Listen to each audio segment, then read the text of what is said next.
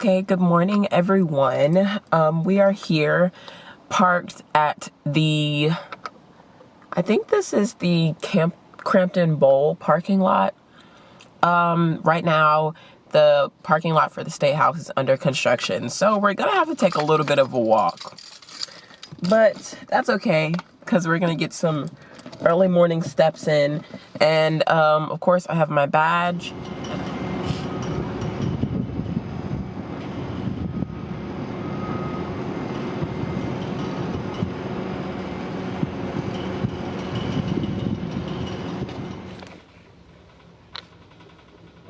I'm just going to tell them that language doesn't work and that the caucus understands exactly what they asked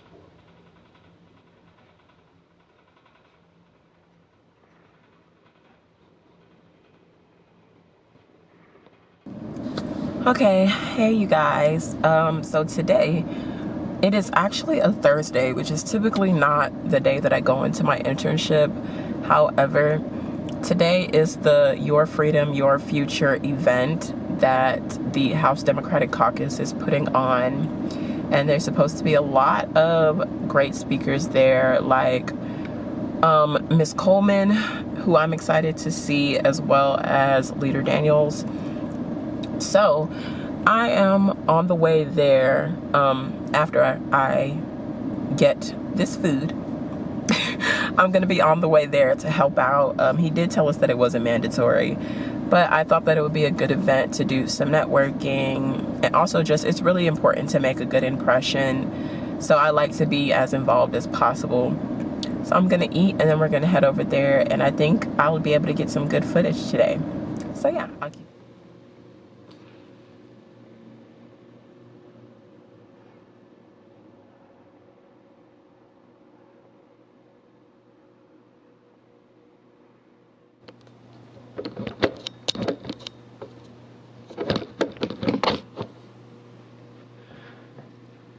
All right, so hey guys, I know the camera's at a really strange angle. I'll just have to hold it.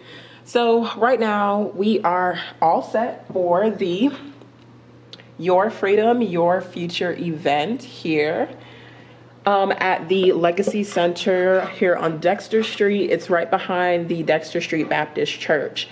And what I did, I was doing a lot of running around from the State House to here to just make sure that the lights and everything were set up. So I can show you guys around a little bit and just take you on a little tour before the event starts. It starts at 4 and it is 3:10 right now, so it is almost go time.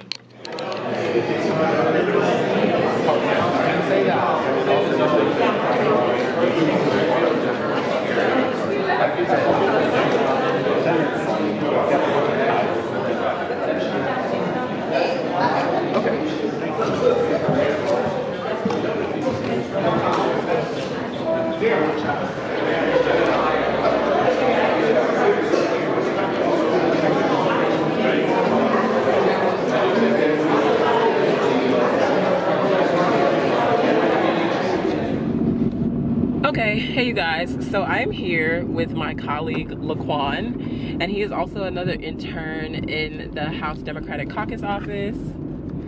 Right now we're actually on our way to Dexter Street Baptist. We just grabbed some stuff from the office, so we're gonna drop that off. Yes, hi, nice to meet you. I'm jumping on for today. Never mind all the stuff in the way. Right. I'm jumping on for today. My name's Laquan. I'm a fellow intern. Happy to be here. So, Laquan, what's your experience been like so far at the internship? It's been good, you know. It's been a little challenged a little bit. What's been challenging about it? Because like, you know, I get to see different bills. So learning how to read the bill.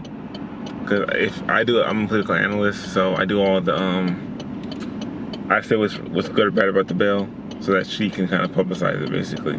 In Commons department, right? Yeah. So I'm the one who just says the facts. They're the ones who make it look nice. Right. Right.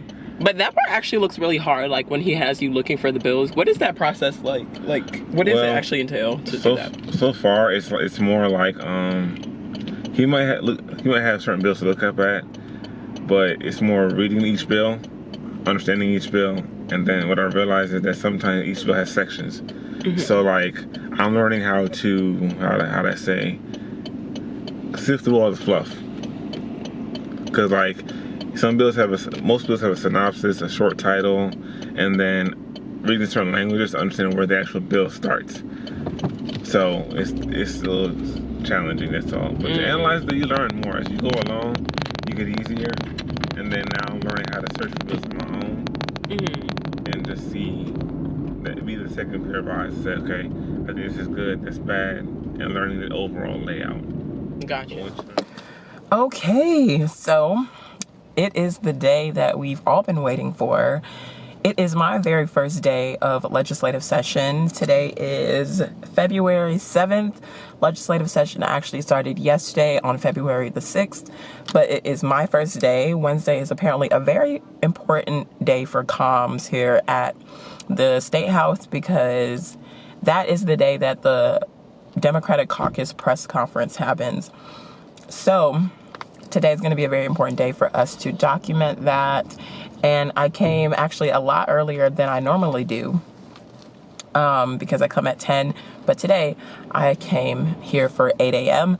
and I have my badge and I am wearing a blazer and a very conservative blue dress, which I thought was very appropriate for the Democratic caucus. So let's go ahead and hurry up and get in there because there's lots to do today, and I already have an assignment to make sure that I have 3 copies printed out for Representative Daniels, Representative Clark, and Representative Drummond.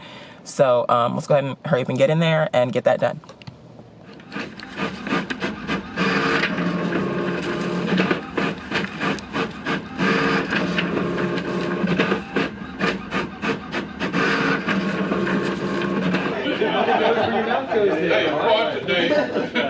So we appreciate the opportunity. I think we've had the opportunity to meet several of you and tell you our story a little bit, so I won't interrupt your lunch too much with that. But for those that we haven't met with, we are Gaming Leisure Properties is a real estate investment trust. We're based out of Pennsylvania, just northwest of Philadelphia, but we have 62 casino properties in 19 different states. And as you folks are all considering the possibility of, introducing gaming in Alabama, we've met with a number of you and a number of folks to talk about how that might look, what you might want to do, what you don't want to do, and just kind of offer our advice based on our experience in a number of states on how other states have gotten this right and maybe how other states have gotten it wrong in a couple spots. And for us, we're not here to push gaming. We have the land and building. We don't operate gaming casinos anywhere. The Republicans, the gambling bill that's going to be unveiled today, looking at past history, they cannot pass that bill without significant Democratic support. Do you feel like your voices are being heard in that process, particularly your members who have existing gaming operations? I would say this, that whenever we make any decision as a group, as a caucus, every member within our caucus has influence on that decision. And we're not going to make any choices of choosing winners and losers. And so whatever comes out will be vetted and supported by the members within our caucus. And you know, we know that we're not going to get everything that we need. But we have to understand the economic impact in these communities and how the process and the way we've dealt with this process in the past have had an indirectly negative impact on these particular communities' growth. You know, we can't talk about choosing this group over that group when these communities have had these operations in place for some time, and who are we to make a choice to decide which ones stay and which ones go? And let the market dictate that, but we're going to be with our colleagues on this. Okay, hello everyone. I was actually supposed to film this portion of the video, my conclusion, yesterday, but session day went on so long and it was just a lot, so I didn't get an opportunity to film it because my camera actually ended up dying after everything that I had filmed for the day. So I wanted to do a brief recap and just kind of explain what my first day of legislative session was like and give you guys a little bit of insight. So it's really hard also to try to film me actually doing the work while I'm actually doing the work for the internship, because a lot of the work for my internship has to do with press conferences. So filming for that, we actually had the Democratic Caucus press conference yesterday, led by Leader Daniels. So I was filming for that with this camera, as well as actually taking photos on Mr. Cleet's camera as well. So I was doing both of those things, as well as I showed you guys the prints that I made for both Chair Drummond, Representative Clark, and Leader Daniels. So I had those all copied out, put into their folders, and then we had to hunt them down like 3 different times because session day is just so crazy. We actually, which I'm actually really sad that I didn't get a chance to film, but we ended up going to a like kind of impromptu press. I'm not quite sure what it's called when like a person stands on like the steps of the State House and addresses the public, but also the press is there. What do you call that? Maybe somebody could help me figure out what that's called. But we actually attended that because they were talking about the SB 1 bill that was just brought up. So the actual voting has not started yet. This is just the initial phase where the bills are read and like put onto the floor. So in the upcoming weeks, we'll actually get into the voting and actually getting in the chamber and getting on the House floor. So I'm excited to show you guys a little bit of that once we're able to film. But I was there yesterday from 8 a.m. to 5 p.m. So session days are jam-packed. There is always something to do, but it was a really good experience. I learned so much yesterday, not only about the bills that are about to be put into the process here in Alabama, possibly enacted. There is a grocery tax bill that is going in conjunction sort of with the school choice voucher program. And that is something that I just find crazy, is that they're about to start actually taking food off of Alabamians' tables and using it to fund the already rich to allow their children to go to private schools. So that is one of the bills that is sort of like, has some rumblings going on. And we just found out about that yesterday. So as you can see, a lot of things are really simultaneous when it comes, not simultaneous, I'm sorry, spontaneous when it comes to being at the State House and during session. So I'm excited for this journey. I'm excited to take you guys along with me, and I hope you enjoyed this video.